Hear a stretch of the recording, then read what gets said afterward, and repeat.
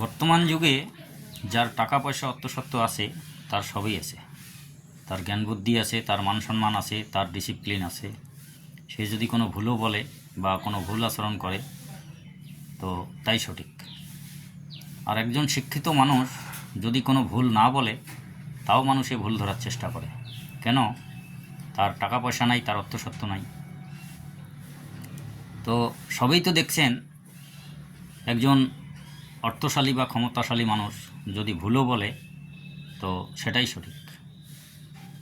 তো তাই বর্তমান বড়লোক আর গরিব এটাই তো ভাত।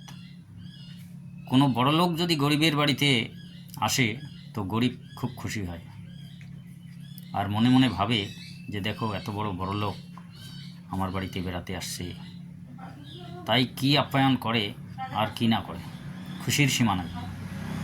আর বড়লোকের বাড়িতে যদি গরিব কোনো কারণে যায় তো যতই ঘনিষ্ঠতা থাক আর যতই বন্ধুত্ব থাক একটু হলেও কিন্তু আড়াল করার চেষ্টা করে আর মনে মনে ভাবে যে না জানি আমার কাছে কি না কি চাইতে আসছে।